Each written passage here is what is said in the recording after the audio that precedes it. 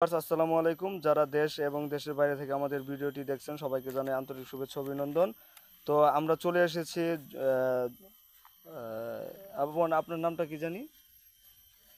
ঝুমুর। ঝুমুর আপু। ঝুমুর আপু, আপনি কেমন আছেন? ভালো আছি মোটামুটি।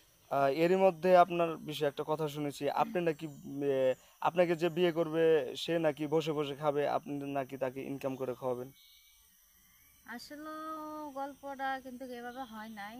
তো আসলে বসে বসে খাওয়াবো না, ইনকাম করে না। তবে আমার বাপের যে জায়গা সম্পদগুলো আছে এগুলো উত্তরাধিকারী সে হবে, কারণ আমার ভাই নেই।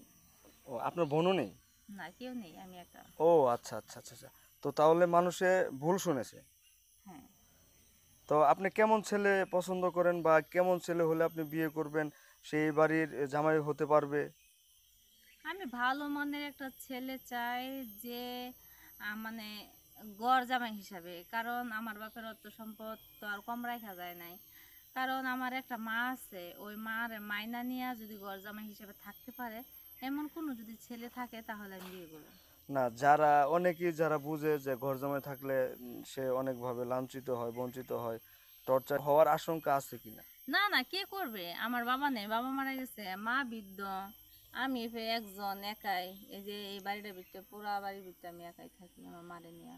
তো অনেকেই শুনছি যে ঘর জামাই থাকলে নাকি কথায় কথায় খোঁটা দেয়, ঘর জামাই থাকিস। হ্যাঁ, এটা দেয়, অনেকের ক্ষেত্রে দেখা গেছে যে অনেকে বিয়ে করে ঘর জামাই থাকতেছে, অথচ শ্বশুরের কাঁধে বইয়া খাইতেছে, ইনকাম করতেছে না, তাদেরকে গালিগালাজ করে। আর আমার তো মনে করেন আমার বাপের সম্পদের অভাব নাই।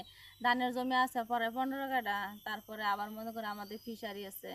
এগুলো যদি আমার স্বামী দেখশন করে রাখে তাহলে তার এক কথা বলবে কে? আর কে আছে কথা বলার মতো? কেউ নেই তো। ও আচ্ছা। তার মানে আপনারা বোঝাতে চাচ্ছেন যে আমার এই ধন সম্পদ এবং যে আপুর শর্তে যে রাজি হতে পারবেন, তো আমাদের সাথে, আপু আপনার সাথে যোগাযোগ করার মাধ্যম কি? আমার সাথে যোগাযোগ করতে হবে না। তো আমি আশা করি আপনাদের মাধ্যমে যোগাযোগ করুক, কারণ আমি বাড়তি প্যারা নিতে চাই না। ধন্যবাদ। তো শুনতেই তো বললেন যে আপু কোনো প্যারা নিতে চান না। যদি আপনারা আপুর কথা এবং শর্তে রাজি হন, অবশ্যই আপনাকে মন মানসিকতা ভালো হতে হবে, এবং কি সব কিছু মাইনা নিতে সব হবে। কিছু মাইনে নিতে হবে। আপনি বিয়ে করার পর বলতে পারবেন না যে তোমার বাড়িতে আমি থাকবো না। হ্যাঁ, সেটাই। তো যারা রাজি আছেন, তো আমাদের ইনবক্সে বা মেসেঞ্জারে, ইনবক্সে এবং কি কমেন্ট বক্সে আপনি যোগাযোগ করতে পারেন। আপনার নাম, ঠিকানা, মোবাইল নম্বর দিলে আমরা আপনাদের সাথে যোগাযোগ করব এবং আপুর সাথে যোগাযোগ করে দেবো। আপু, তাহলে আজকের মতো আসি। জি ভাইয়া। ভালো থাকবেন, সুস্থ থাকবেন। আসসালামু আলাইকুম। হুম।